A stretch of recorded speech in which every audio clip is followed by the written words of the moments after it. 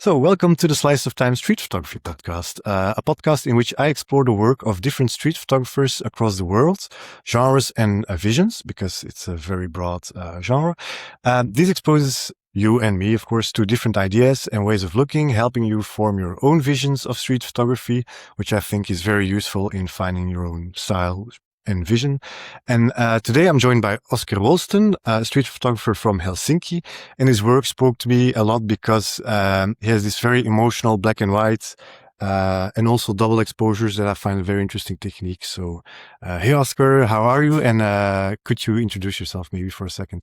Hi, Fred, and thanks for having me. I'm Oscar, and I'm from Helsinki, Finland. I specialize in street photography and I guess especially this kind of more experimental approach to street, as you said. So I'm very often looking for something that's a little bit more surreal, something where the image itself sort of creates its own world, and I use often very much like in-camera techniques to try to achieve these impressions. So, which means like lots of intentional camera movements, multiple exposures, and so on. But yeah, I run workshops in Helsinki. I've been doing that for 4 years now, one-on-one workshops and also groups in different places, and shoot portraits, some commissioned work here and there for different magazines and stuff like that. But mostly street and mostly black and white street, let's say. Yeah, okay. And that's already, I have two questions coming out of that introduction, which I always find so fun. Like a few words of text words can spark so many questions. The first one maybe is the workshop. Is it mostly like directed to your style, or do you like give them a more general beginner explanation, or is it really how to do street photography like you do? Well, I have like different courses. So the one-on-one is basically like I always ask what the the participant needs, basically. So like very often they do want to learn my style in a way. So then we focus more on the, let's say, creative techniques and that approach that goes with it. But sometimes it's also like people who have just maybe started street photography. So then they're interested to know, let's say, a little bit broader approach to it. So then I just show a little bit of my way of doing it, and then mostly keep it something a little bit maybe more simple, more accessible in a way to begin with, and then those group workshops, I have very different kind of things there. I have like the basic course, which is looking at the whole kind of not the whole history of street photography, because it's just too wide, but like we're looking at like sort of the, well, I'd say the key like the masters who have done it before, their approach, and I'm trying to kind of present very wide range, not to kind of or in a way to encourage people just to like try to feed them with lots of influences, so that maybe they will pick up on something that, okay, this guy's style is inspiring to me, and they start to go towards that. And then those advanced courses, let's say, that those are focused more on like sort of specific themes, you know, when it comes to techniques and different approaches like rhythm and, you know, like all these kind of things that we're kind of trying to go a little bit more, that each of those participants would have like gradually go towards maybe their own approach in a way. And then I'm just trying to kind of be the sort of give them assignments and exercises and give them feedback how they could hopefully go towards something where they could feel that they're like actually like expressing themselves rather than just imitating or, you know, doing this kind of work. So yeah, those are basically the things. And then I have also experimental workshops, like where I'm showing a lot more of the kind of multiple exposure works, and, you know, like how to deal with that. And those are kind of fun because it's sort of like you're kind of improvising, but you're kind of building a puzzle in front of like 10 people in a way, like that you're just like sort of like doing, I don't know, 9 layers of a shot, and sometimes it works pretty well, and sometimes it's it's kind of like you have to like keep experimenting yourself to pull off something that's sort of works, but those are good challenges also for like myself, and that's why I sort of enjoy a little bit of that pressure where you have to where you have to kind of be on the spot and just quickly show the way how you would see how to build an image in this moment. Yeah, I always find people give street photography workshops so brave, because it's like if nothing happens in the street, then how do you do your workshop? So that's and it's really cool that you have all these different approaches, because to me it's sometimes I was curious to it because you have a very specific style, and I was curious if it was easy for you to break out of it or not, because it's sometimes your style is just how you are and how you work. So sometimes it's hard to just do like general street photography and educate that to people. Mm-hmm. And so you mentioned also that you do your double exposures in camera always, or do you also sometimes combine afterwards, or? No, I'm so poor at Photoshop and all this, like all these things. So I always try to do everything in camera, and that's where it started. Because like, and I still haven't I should probably be a bit better at post production. It's like it's getting to the point where I've still like shot like 7 years, a bit more than you should maybe have better skills. But I'm somehow like sort of. It has sort of like naturally developed into that. It wasn't like originally some kind of grand scheme that I should like do this, but it's a lot of it has to do with like limitations. So in my case, like, I mean, I've had this whole time, I've had like one camera and one lens. And with that one camera, Canon 5D Mark III, you can do multiple exposures. So that has been just a way how to kind of try to utilize most of your camera in a way. Yeah. And then I started to find it like a lot more in a way rewarding as well, that you can do it in camera rather than in post, because it's kind of exciting when you see it happening in front of your eyes, and you can find like all these kind of quite like, let's say, strange coincidences, how those layers sort of start to blend and match. And I think I would have a lot more difficult time doing that same thing in a post, because in a post, I don't know how long should I like sit there by the computer to find some things that match very well. That's what I was wondering in advance. Yeah, how much time you would need to combine those photos, because for some photos, of course, you can see it's like the same scene you photographed multiple times, so it makes sense to do it in camera. But for some, it seems like 2 or 3 totally different situations. So that's why I was wondering, because for multiple exposure in the camera, you have to do it like chronologically.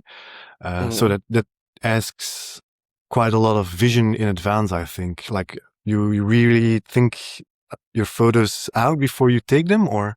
Well, I mean, like the chronological part is a little bit made easier with 5D Mark III, because you can actually pick one layer like earlier that you have shot. Like you don't have to do it like linearly in a straight away. But like, and the newer, I think, models have like even the chance that you can see a sort of like live layering on top of it. Like I don't have that, so I have to kind of remember all the layers. Like, so if I start to compose, I don't know, small figures to the corners of the image, I kind of have to just remember how I composed the previous shot. But yeah, there is a lot of like, it's a sort of interesting blend, because like sometimes I get an idea beforehand for the multiple exposures, so I get get some kind of just a vision before, and like think like, okay, how could I do this? How could I pull it off? What would I need to make it? Where should I go to create it? And then you start to work with it, and sometimes it works. Very often it doesn't. Like, there's maybe some small things that why you can't pull it off in the way that you thought. But then there's also that thing that sometimes it comes even a lot better than what you sort of envisioned first, because there's this life sort of creeps in a way, and you get these kind of coincidences and happy accidents and all these kind of things that like you start to utilize, and it becomes something a lot more interesting than what you pre-visualized. But then there's also that part that you go around the street and you see just something really like fascinating texture. You know, it's like kind of one I remember quite clearly. There was like just this. Uh, like actually a trash can, but it was like just filled with rust, and the paint was sort of eroding. And then I thought, like, wow, that's like great texture, but like, I mean, what could I do with it? And I shot like a couple of different versions of it, just the texture itself. But then it took me actually quite a long time to figure it out, like what to do with it, because like, for example, with that texture, I noticed that you have to kind of overexpose some of the layers that you do on top of that, and that's not usually how I shoot. I usually underexpose a lot.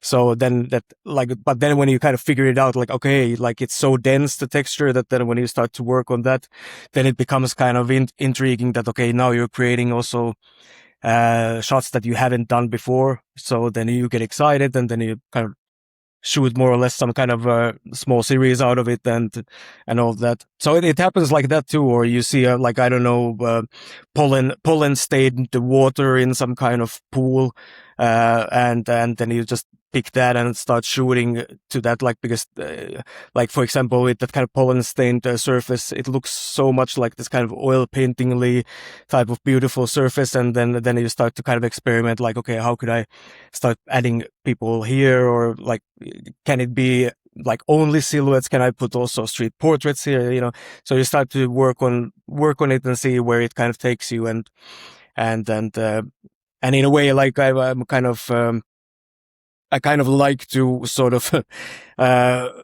go back sometimes to the same themes, so that like, if I've seen that, okay, this works, let's say in this way, but like now if I want to try the same idea, but like try to add some faces in or something, then I'll go for that. But yeah, that's totally like depending on the, like, whether it's gonna work or not. You know, it's like, it's. It seems like it requires lots of tries. So I feel like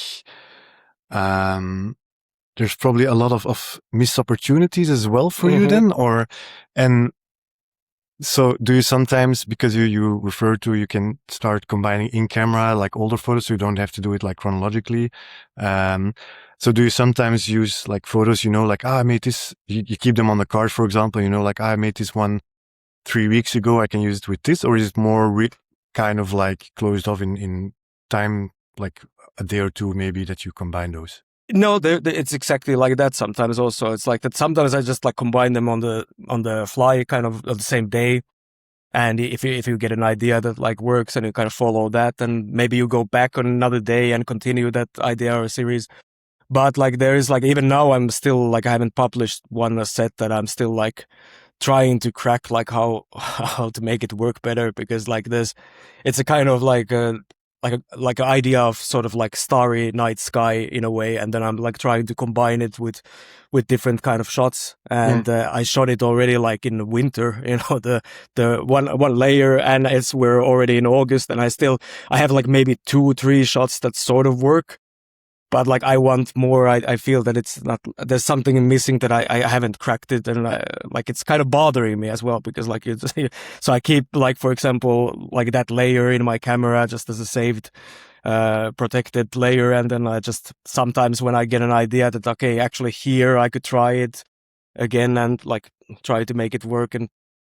But yeah, still, there's just something about that, because it has a kind of like a round shape around, it's like a spear in a way. So it's quite tricky form itself to kind of start filling. So it's and I wouldn't like that it's just like kind of like, because I see that silhouettes sort of work pretty well with it, but I want a bit more than just that to make it make varied, proper to make a proper series out of it.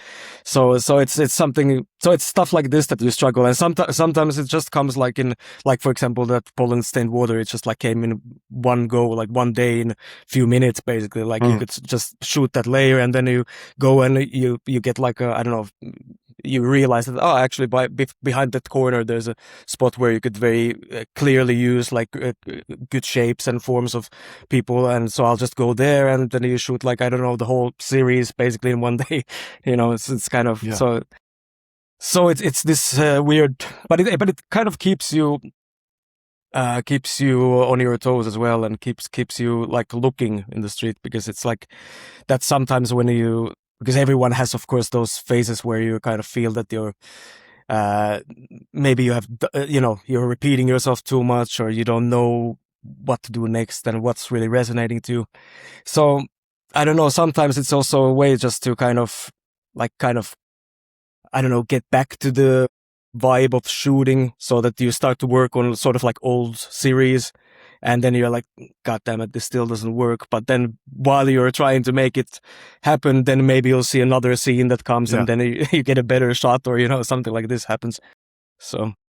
And so the experimenting of it seems like most of the fun of hitting the streets for you, or is that like not really correct, or is that?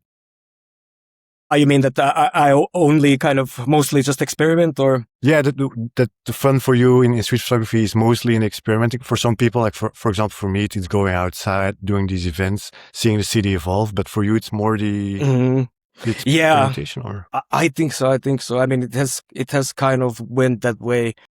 I mean, it's kind of like well, it's just something that I've noticed, that it has kind of maybe, like how you would say, kind of like it has legs in a way. It kind of carries better the idea, because like you're kind of working on stuff that that like if you could pull it off, it makes something kind of special for yourself, and it feels kind of personal. But like I don't know, I think it's partly because of that your mind just works this way, because like I mean, for me, I think always when from the start of the street photography, for me it was sort of like always connected to something maybe a bit more of trying to express yourself. I'm not saying that in the beginning that you have the tools to do it necessarily, but it seemed to be always, even back then, more about that than rather just kind of documenting the street life. Because like even if I've done like a documentary project and like all this, I found it very, very also like rewarding, or like kind of like intriguing. But it's totally different kind of thing, because it's a sort of like you're trying to build a sort of cohesive narrative out of like a very long project that you shoot, like let's say six months or more, and you have lots of material. So it's a totally different kind of thing. So it's even that's kind of more to documentary, let's say, genre than the street. But in street, yeah, like I think that's just how it has went, because like, I mean, Helsinki is not either like a huge city. And where I started actually in Riga in Latvia to photograph first, like, so first 2 years or something, 3 years, I was shooting there. So, and that's even smaller city. So you Was it because you were living there, or? Yeah. Okay. I was mostly there, and then when I moved back to Finland, and I of course continued, but none of these are very big cities where I've been like active with it. So then of course it limits up to a certain point. So you kind of get tired of like just of course like walking the same streets, like doing you have a feeling of repeating. Not to say that, I mean, this thing of like repeating yourself, it comes also with these, let's say, creative techniques too. It comes even if you're trying to figure out some kind of whatever cosmic starry sky it's still you feel your own limitations. It's like kind of your so it's not to say that it's always just like exciting. It's like sometimes it's also just like grinding and trying to like problem solve and figure things out, and like all this. So it's not like it's kind of a personal answer for me to do this kind of approach, but I also can see that, like, well, I mean, for some other person this would be almost the opposite effect, or something like this, that they get more inspired by what the streets can give you, and like the life that can happen, and the small coincidences that whatever how the light shines to that street corner, that moment, and to that person's face, and all this kind of stuff. So it's yeah. So, I mean, all of it, but that's the thing. I mean, all of it with street photography, it's like everything is sort of difficult. I think difficult on one hand, it's like everything is difficult to do well. I think there's a lot of this kind of talk nowadays that that somehow the I don't know, the silhouettes would be some kind of like a easy thing to do, and you should always have just lots of like random faces in your picture, but like that doesn't make it better either. I mean, it's like just because you have 5 faces, like versus 5 silhouettes, like they whatever you're doing, like they should tell something. They should somehow, hopefully, at least resonate to you as a photographer, because like how you're gonna expect them to work for someone else. So it's a little bit sometimes for me when you're reading about this stuff, like when people are kind of simplifying everything to those like things that you need 5 faces here and 6 there, and make these kind of compositions to make a authentic street work. It's kind of like not really. I mean, it's like you might be doing that, but you might be also not be telling absolutely anything. And the same goes with the silhouettes. Like, I mean, if you're doing that, you should really try to make it well, like try to make like the small things, the body posture and the how it's drawn out, like in what kind of light and what's the background and everything counts, but it's just a different thing. Like you're looking at a shape versus the face, but both should have something expressive in a way, like that should kind of lean towards some kind of narration or like, some kind of story or atmosphere. So it's yeah. No, I totally agree. Yeah. And you talked about your series, which is more documentary, but I still wanted to go into it called Encounters. I'm not going to try to pronounce the Finnish name. And it's, well, you don't do this double exposure. So it's about, I'm going to see if I have the terminology correct. So you followed some, street-based social workers in Helsinki to help people out with, I'm assuming homelessness, maybe addiction. And so it's more documentary, of course, than street photography, because it's not, well, I assume it's candid and not too posed. And so you didn't do those double exposures there or longer exposures, but you still managed to make it really like feel like your other photos. Was there a certain way you made sure to achieve that? Because also it was for the city of Helsinki, I think, or was it your own project just in collaboration, or? It was collaboration. Yeah, it was. Okay. It was this kind of thing that we did with the social workers, but yeah, like the idea sort of came from my side, because there was this history of like my father, when he was like 5 years old, he was playing on the ice in Finland, and he dropped through the ice and thought that he's gonna die, drown there. And he felt this hand picking up from the neck, and it was a homeless guy who was drinking by the seashore, and helped him to get out from there and basically saved his life. So somehow that story stayed with me when I was a kid. Even it's like you hear this thing, and then when I was at that point really trying to figure out some kind of project that I would want to do something longer. So then when I read about these guys, these street-based social workers from a newspaper, then I thought like, well, okay, that would be something where I could tell something sort of like bigger than myself in a way, and try to go to a theme that's that could actually be beneficial for everyone, which it was, like, because it was like it was great for the social workers. They got more exposure out of it. We managed to get a quite nice 2.5-month exhibition out of it, and it was great for the subjects, who were a lot of them homeless people and people with memory related illnesses and all these kind of things. So it was great for them that they could see themselves in a different light, let's say, like that. It's that, and there was lots of this kind of heavy hard stories that lots of let's say desperation around it, but our goal was to kind of create like visually that they're all sort of looked at from a sort of respectful, dignified light, rather than like show them like passed out in some street corner or something like that.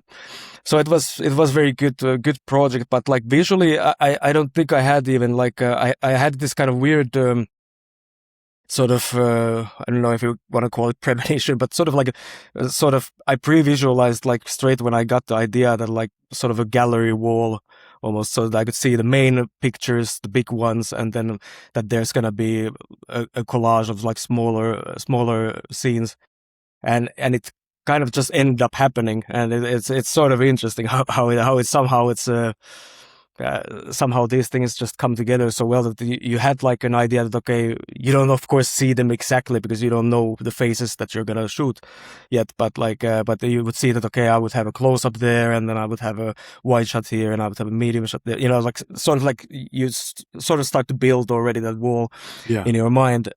And then I kind of just leaned into that, but I didn't have the only thing that I tried to be there is that I tried to like stay out of people's way and sort of like just work on each scene, sort of trying to listen and be present and sort of like try to understand that, okay, what does this scene need to be able to told in the best way. Sometimes it's just a very intense portrait. Sometimes it was the whole scene, showing everyone around it. Sometimes it was just a detail of something.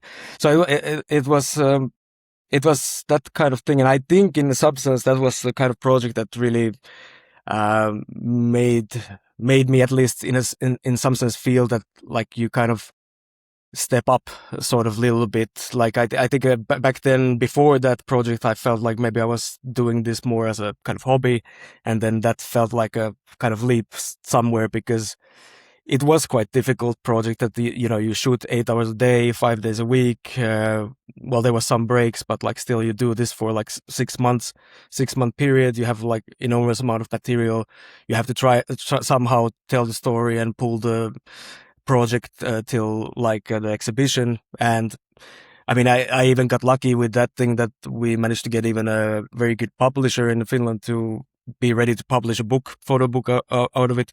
But like then we never got like funding, and it's still kind of sort of pending, like I still want to of course make it, but who knows when it's going to happen, because here it's the market is so small that you can't really independently finance, because it's very expensive to produce, and then the money you get back from it is basically nothing. So it's like so I can imagine. But that's cool, because I didn't know it was like a 6-month full-time project. So that's really intense.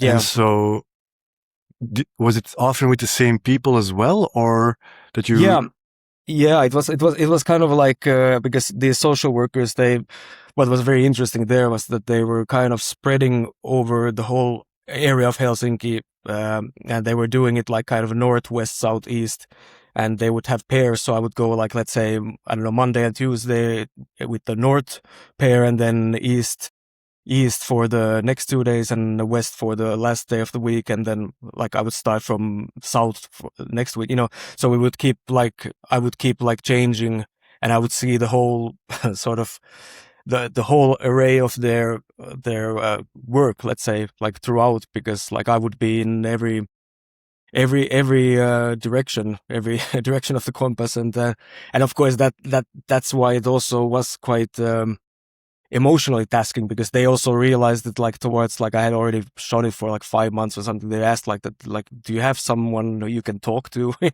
about this? Because they have, of course, therapists from the work, and I didn't have anyone. So there was just moments sometimes when I would come back from the shooting, and I would just like stare at the wall, like for 2-3 hours silent, like just because the stuff that you end up seeing those days, and and I did do one mistake that I kind of regret, connected to this issue, was that I shot that 8 hours a day. Then I would come home, and then I would edit the pictures that I had shot that day. So it's basically like 11-12 hours of work every day, and that's too much. I mean, if I would do it again, I would leave the editing at least for another time period, because you're kind of living the same stories over and over again. So it's not even just the amount of work, but it's just like also that you're sort of exhausting yourself with like listening kind of the same things running, and it's quite it's quite emotionally tasking, like this kind of thing. I can only imagine. Yeah, that's I didn't even think about that yet, but now it's good that you mentioned it. I think for people thinking about these kind of projects. And so how long ago was this? That was 2021, so it was exactly when COVID was all over. So everything was in lockdown as well at the same time. So there was this kind of added thing to it, and in some sense, it made some shots that wouldn't be possible today to even do, because there was like I mean, I remember some days when we would start the shift, and I would go there, and we would be in the Helsinki Central railway station, which is usually filled with passengers, people, tourists, everyone, and there would be basically like no one. There would be like social workers and their clients. So I would get like quite many shots of just like empty halls, like where there's just these meetings, encounters between the social workers and the homeless guys, or someone who is in need for help. So very this kind of eerie atmosphere all around it. It's like and yeah, like so that kind of added to the thing as well. But so, and I have been thinking about like a kind of a possibility of maybe doing a kind of second round with this thing, but like I think I will wait a bit longer, because that was like 5 years ago. So maybe I'll wait 5 more years, and then it's like 10 years from the first or something, and go back to the street and see if anything has changed. If nothing has changed, then that's kind of dramatic and powerful, and if something has changed, that can also be dramatic and powerful. So it's kind of both outcomes are interesting, and have a definitely story. And so, because of course a lot of it was on the streets, does that influence your work now? As in, like, do you still encounter those people? Maybe do you get a different look on how the city works, or how it looks? Maybe areas you haven't been before as well. Definitely all of the above, because like sometimes I see the guys who were in the project. Unfortunately, a lot of them have also passed away, as I've heard. Like there was even, I think, two who went during the exhibition already. So it's like quite dramatic stuff that way as well. And you feel, of course, this kind of sort of responsibility of trying to, like your job as a photographer is trying to, of course, tell something, but also like give this dignified feel to them, and so that like, and this idea that like you might be shooting someone's last, photograph. It's also quite dramatic in a way, and stuff that you didn't like think when you start this, like this project, because you wouldn't know. But yeah, sometimes I see some of these guys, and it was interesting what happened also with just the environment, because like for example, railway station in Helsinki, it does look very different to me nowadays than what it looked before, because like now I know that like if you wait in certain parts for 10 minutes, you will see a whole different kind of life that like normally you would just pass it through. But now you see from small details a lot of stuff that's going on. One thing I really admired about those social workers was that there was this one lady who had done it for 10 years already in the streets, so everyone knew her, and she could, I remember on the first day that she could sort of like see behind this kind of a newsstand, like just an ad basically in a shopping center. She could see that there's like backpacks and something has been backpacks and jackets that has been left behind somewhere, and she would know immediately like, okay, there's people using in the toilets somewhere here. And then we would wait for 2 minutes, and there's a whole bunch of guys coming out, and then they would like try to help these guys and talk to them and all this. But like I was really impressed by someone's observational skills are so high that like from smallest thing they will just say like, that's where something is happening, or that's where there might be a trouble there, and while you yourself, you think that you're quite observant because you have been doing this photography. It's like, you might be observant with the visuals of it, but like, the life around you still like. So I think I did pick up quite a lot of that kind of stuff, that when you're like hanging with like, so I tend to think that I a little bit, I mean, not as well as someone who has done it for 10 years, but like, I a little bit better can read maybe what's what's possibly going on with someone just from some smallest things, what kind of sneakers they have, what kind of, all these things, like they all matter, and you see a lot of, yeah, all of it has something. So Okay. it also helps with streeting sometimes, that you don't go to photograph people that obviously probably doesn't want you to take their picture. Is that, about it, like I have a different question lined up, but shortly for about this maybe. Is that in Helsinki? Because in some areas I know, or in some countries, people are really not keen on being photographed, and in some countries, everything goes, so to speak. So is that in Finland or in Helsinki then maybe mostly the same, or is it? I think it's kind of like, I mean, generally speaking, I say people are quite okay with it, but but then like I said, like about those small details or something, sometimes you see a guy, that the way he like he's crouched, or like, small things, this and that you see that, okay, either they're about to do something, or they have just used something, or, like something, so that might trigger, some paranoia. So even if you're not like even pointing the camera at them, like they might like sort of, snap. So, but like generally speaking, there are like a couple of areas in Helsinki that I noticed during the project that are quite rough, and that you, especially if you don't know about that, you shouldn't probably go there. But like, well, the railway station is quite busy area, but there's like one area in Kallio in a bit like more in the south part that's quite restless in certain parts of it. But then there's like in the east, probably the worst maybe two areas that like have most issues, let's say, like constantly. So. So I don't go to the east. I can do the railway station easily, because there's anyway just so many people. You don't feel that you would be in some kind of threat or anything.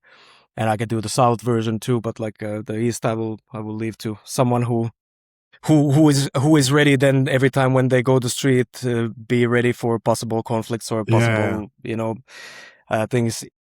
Even if, like, I mean, if you compare it to, I don't know, like, big cities like in New York or something. I mean, I haven't been there, but like what I've read and what I've seen, it's still a whole different scale. It's like we're talking in a Finnish scale, and that's still like kind of small version to this kind of thing. So Yeah. And so, but people in general, like the regular commuters in the train station, they don't mind being photographed that much. No, not usually. I mean, sometimes you get like someone asking what for are you shooting, and then you explain, and usually they're okay. But like, and then sometimes it's someone might get like, I mean, there was one situation I remember. It was maybe a bit more than a year ago. I had one course for the group, and there was like 13 photographers, and I wanted to show this kind of, because there's this kind of very fancy looking guy in a way, like with a good jacket, and stylish clothing and everything, and it was like this kind of beautiful light and shadow scene, and I sort of run towards him, and I took a couple of shots, and he totally like lost it, like, it's like absolutely flipped, and started to ask. So then I had to diffuse the situation in front of this 13 people, and that was something that I was like, okay, well, and it's sort of weird feeling, because at the same time your body is kind of almost getting ready to fight, you're feeling adrenaline rushing in, and at the same time what's kind of at stake, and you kind of try to push it down and calm yourself, and then you manage to explain what you're doing, and slowly the guys start to kind of be okay with it, started to see that we're not in danger, we're trying to do something that's kind of beautiful, not like something that's exploiting him. And then it turned out, of course, that he himself started to open up and said that sorry, that he has had like the worst possible year so far, and he's totally burned out and this and that, and he would never tell it from the appearance. He was so clean cut and so actually photogenic looking guy that you would never guess. And then in the end, we just shook hands and everything was okay. But and then I, of course, joked around that it was the academy that had to set up this situation for us as a pedagogical, like a teaching thing. But yeah, these kind of things, but like they come so rarely. And like even in that case, that it ended up just being this one guy who just had a horrible day, horrible year so far, and how could you know, and Yeah, true.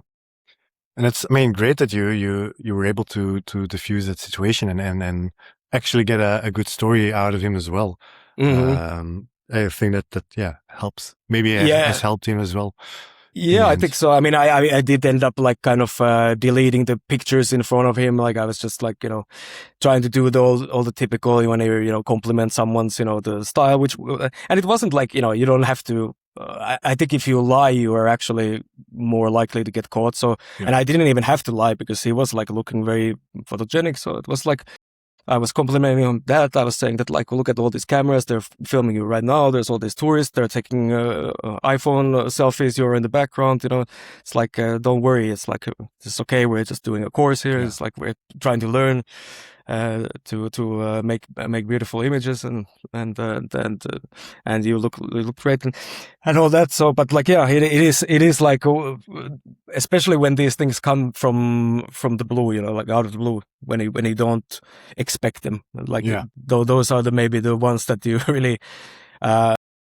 really stay in your mind, because it's almost like that you think that you have like some kind of radar almost, that you can see that, okay, this guy might get angry if I would shoot, if you're looking like that, because you do it a lot, but actually it's not very accurate, that radar, it's like. No, true, yeah.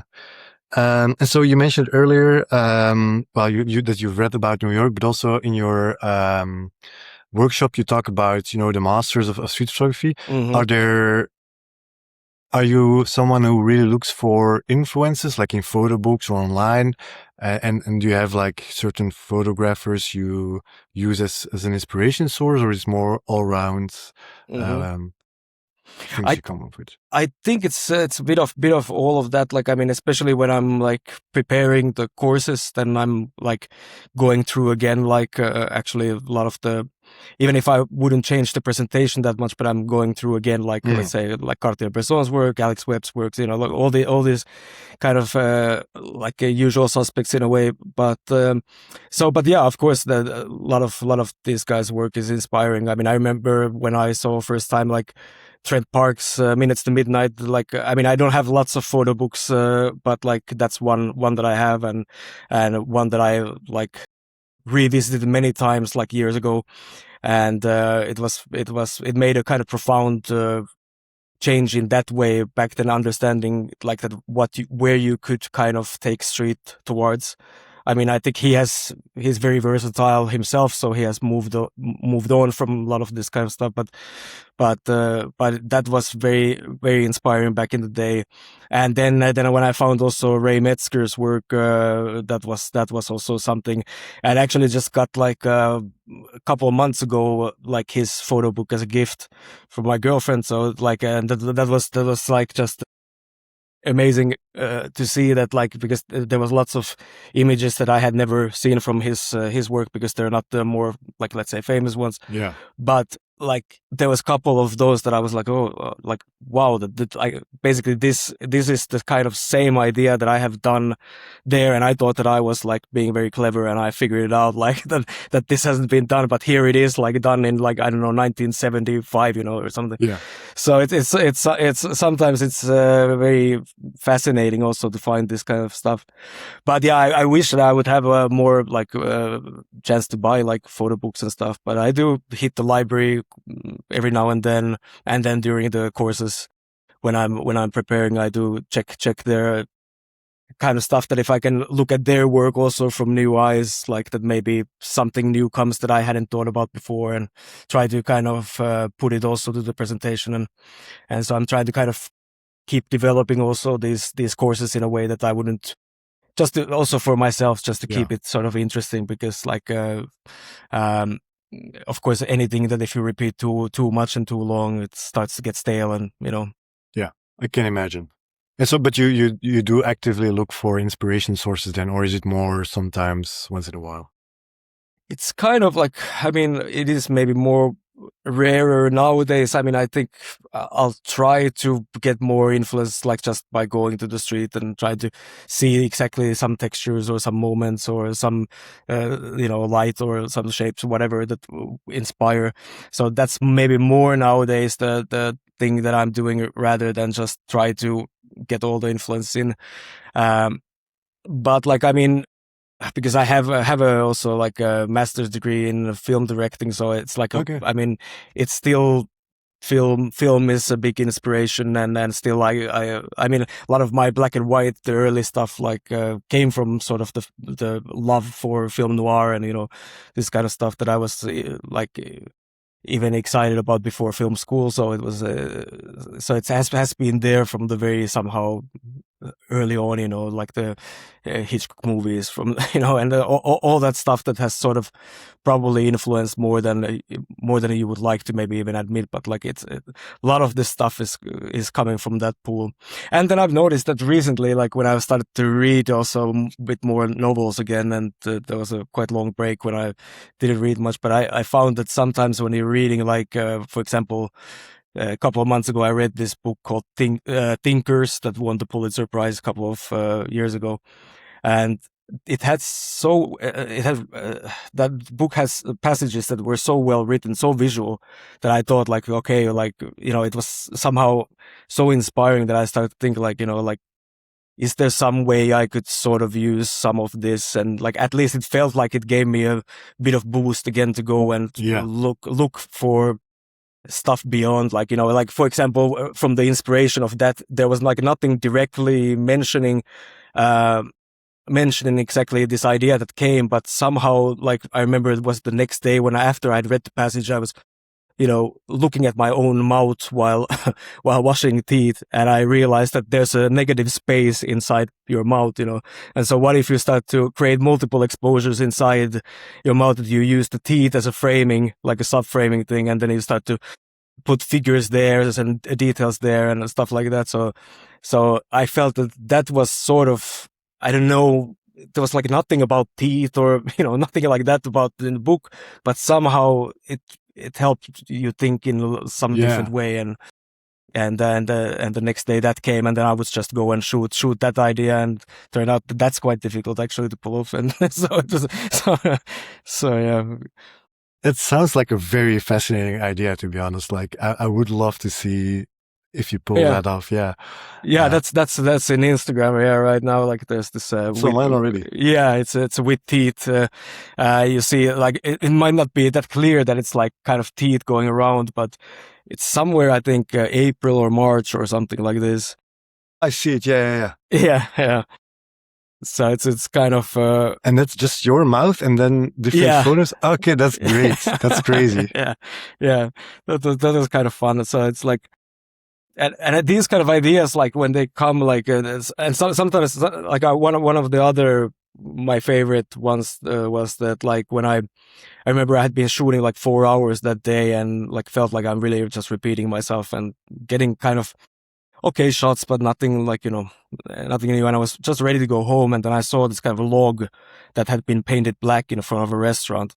And it was just some decoration. But then I like looked at the log and thought like, well, what if there would be people going around, like small people going around the annual rings of the growth rings of the log.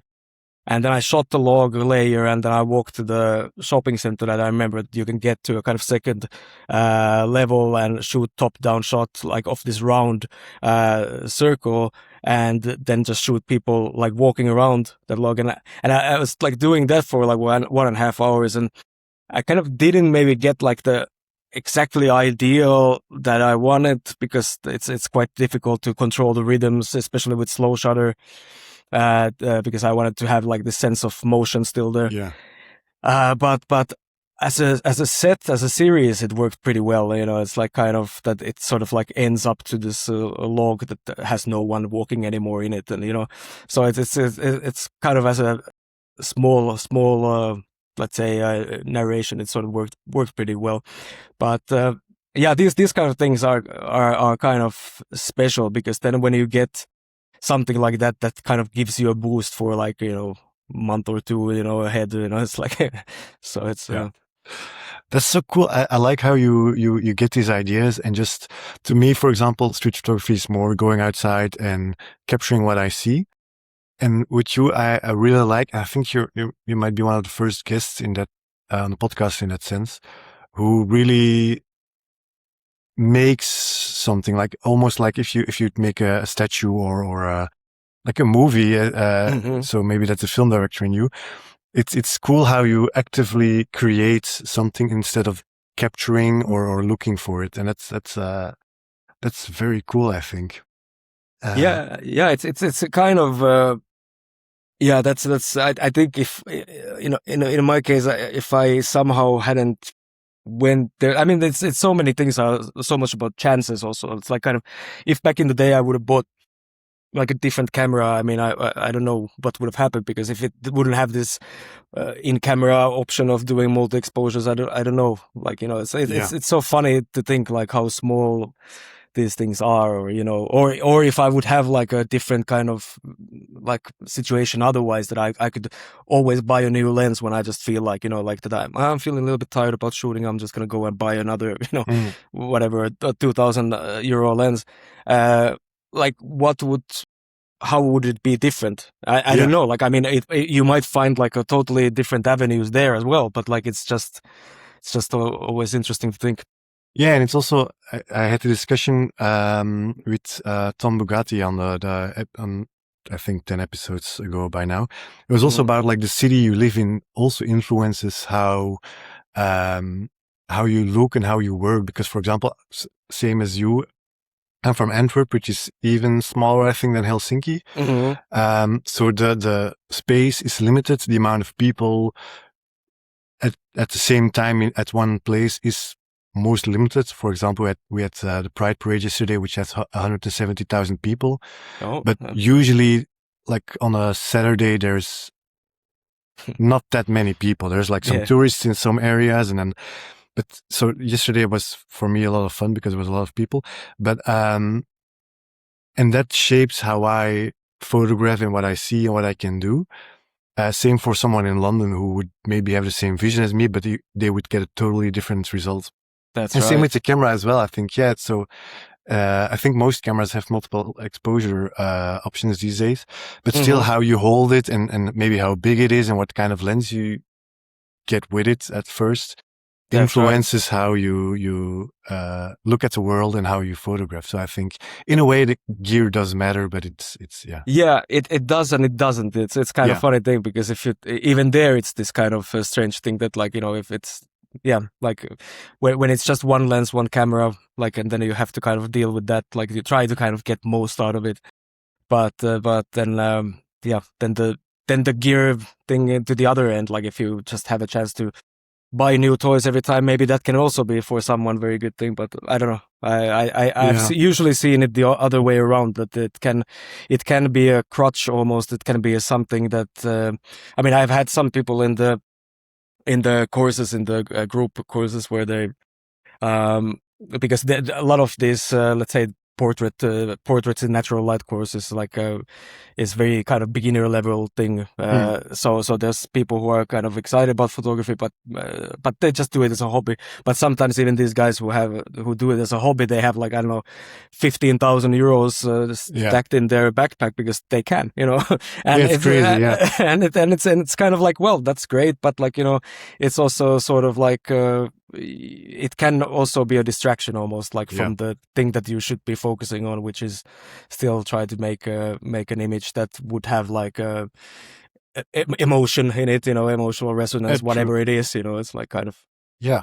I always say it because I'm a full-time photographer for like portraits and corporate portraits and corporate events. So I have Mm-hmm. like quite a lot of gear, but if I go to the streets, it's always just like with my smallest camera and usually a 28mm prime lens. Mm-hmm. Yesterday I used a 40mm prime lens, but always like a very minimalist Mm-hmm. setup. I don't bring any extra lenses with me. I have a small flash that I sometimes bring with me, but that's it. And just Mm-hmm. like keep it limited. And that to me helps a lot more than just bring everything that I have. Yeah, and then probably it would have like, I mean, I don't know, because I can't speak from experience, but I would imagine that you might get stuck in between, like thinking like, okay, should I go for 85 here? Or should I go 20? You know, it's like you might start to second guess, and then you lose the moment. You lose the, you know. And now I know how to, like, I have this lens on. I know how to look for this lens, which images I should look for, and I don't get distracted. Yeah, exactly. Because when I use like a 24-70 zoom lens, you get so many options. So you can go very close up, or you can go far, and then you don't look, or you don't know where to look. You have too many options. So it's kind of like being in a restaurant with 100 menu items. You don't know what to order. So I think having a limited setup is great. And maybe to start wrapping it up, I was wondering, because you mentioned the film noir, that's why you got into black and white. Have you ever tried color, or was it really like immediately clear to you that that's not your, because I don't see any color. No, if you scroll down far enough, but it's color, but it's still very monochromatic. Yes, that's right. Yeah, no, it's exactly that thing. Like if I do color, I like monochromatic, and I like the kind of pureness of the image in some sense. Like, you know, it's like and black and white just gives it a lot more cleaner in a way. Like you get to this kind of a chance to go to the other world, let's say, very, very quickly and fluently in some sense. And color, of course, when we see everything in color, it's I've always found it like, I don't know, like in some sense distracting, but at the same time it's harder for me to kind of go into that. But I do shoot color once in a while. I mean, I do it sometimes just to for my own amusement, just to try out. And I've done it for some, you know, gigs that you have, like, I don't know, some photo magazine or like a magazine commission, and then they ask like, can you do some color, some black and white, you know, then you do that. But even in those cases, yeah, I've tried to keep it quite monochromatic so that it's like, yeah, it stays in that way, in the control, let's say, in a way. And so I think with, I mean, I like to watch a lot of like beautiful color images, and like, and I like, for example, in the courses, like I show a lot of color work just as much as black and white, but it's just some kind of personal thing that you, at least at the moment, it feels like it's just kind of difficult to get into that. But maybe I'm not gonna rule out that option, because maybe someday I will feel differently, you know, and maybe I'll find that angle to it that feels like my own. But at the moment, it's I don't think it's there yet. I can do it, but it doesn't feel my own, you know. Okay, makes sense. Yeah, I was just wondering, because it's usually like people have they have a preference, but they still mix it a bit. And for you, it was really clear that it's all black and white or very monochromatic. So I was just wondering how that came to be. So I think we should start wrapping it up there. So thank you, Oscar, for your time and insights. It was really interesting. Yeah, thank you very much. It was really nice speaking to you, because you explain your thoughts very well, and I don't have to motivate you to keep answering the questions, so to speak. Yeah, I tend to ramble sometimes a bit too much, but like I'm glad that you. No, I loved it. It worked out. So thank you, Oscar, for your time and insight. And then if anyone wants to follow him, of course, the link to his website, which I think you should check out, and of course his Instagram as well, will be in the description. And also, of course, make sure to follow the podcast. Maybe share it to a friend who might be interested in this episode. And see you next time.